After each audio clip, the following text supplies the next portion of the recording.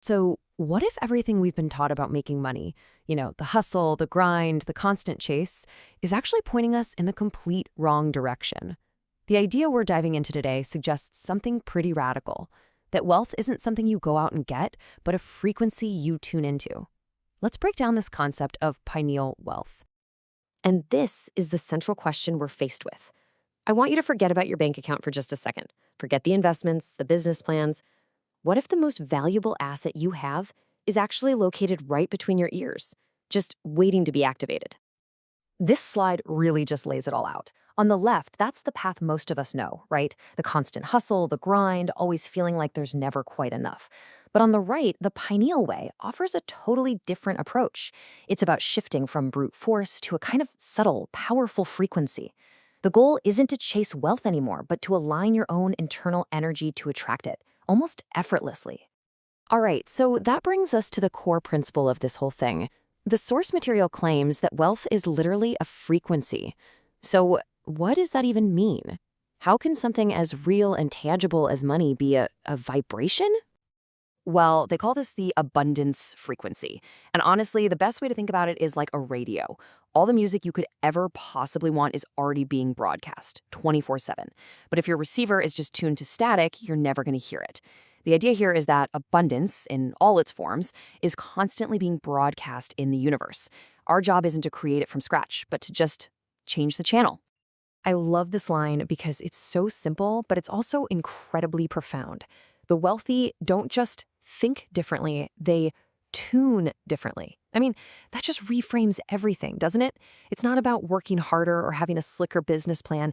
It's about shifting your fundamental energetic signature to match the reality you want to experience. Okay, so if our goal is to tune in to this abundance frequency, the next question you're probably asking is, what's the receiver? What's the dial we're supposed to be turning? Well, according to this philosophy, we all have one built in, and it's located deep inside our brain. And here it is, the pineal gland.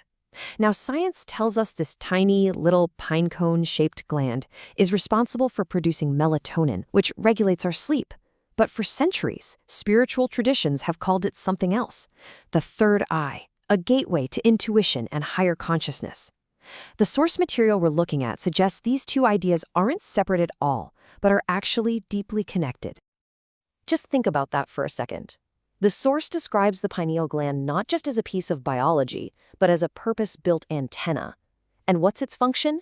To pick up on the subtle frequencies of vision, creativity, intuition, and most importantly for us today, abundance. It's our natural, built-in receiver. And this is where it gets really practical. The claim is that when this gland is activated, and we'll get to how in just a moment, it transforms from a simple organ into your own personal inner compass. It starts to intuitively guide you, pointing you directly to the people, the ideas, and the opportunities that are aligned with wealth.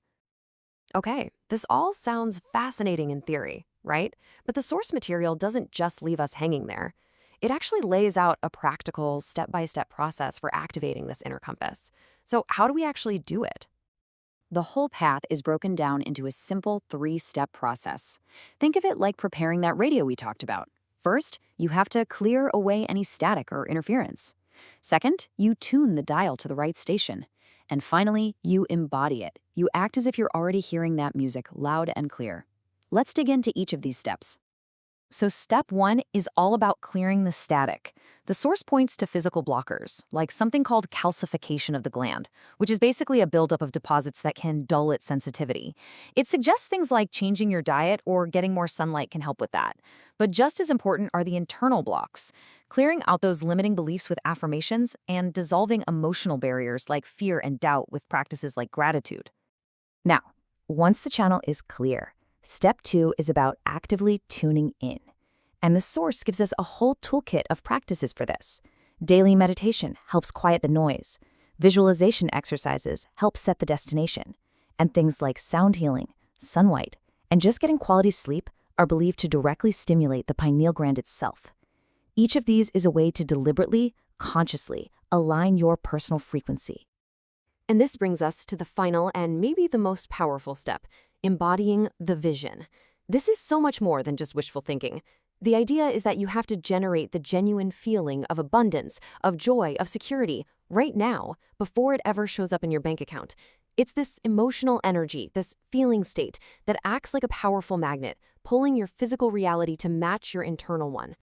So what's the end game here? After all this clearing and tuning and embodying, what happens? Well, according to the source, the goal isn't just to get wealth. The final transformation is that you become a living, breathing conduit for it. This is it. This is the ultimate destination of this journey. You stop being someone who is looking for abundance, and you become the very portal through which abundance flows into the world. You literally shift from being a recipient to being the source.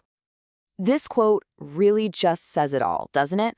The focus shifts completely from external accumulation, what you have, to an internal state of being, who you are.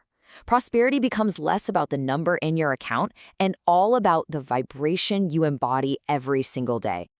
So how do you stay in this state? How do you maintain being a portal? The source lays out these daily habits, kind of like the operating system for this new frequency. It includes practices we've already seen, like gratitude and affirmations, but it also highlights the importance of who you surround yourself with. And I find this last point fascinating. Learning to trust your wealth downloads, those sudden gut feelings or intuitive insights that point you directly towards an opportunity. Look, if you take only one thing away from our entire discussion today, let it be this. According to this philosophy, your inner clarity, that is your currency. The clearer you are on your vision, the more valuable you become. And that vision isn't just some fantasy in your head. It becomes the literal vibration you broadcast out to the universe, shaping the reality you get to experience. And so, we're left with this final, really thought-provoking question to consider. If any of this is true, then maybe the question we should be asking ourselves isn't, how do I get more wealth, but rather, how can I get more clarity? Thanks for joining me for this exploration.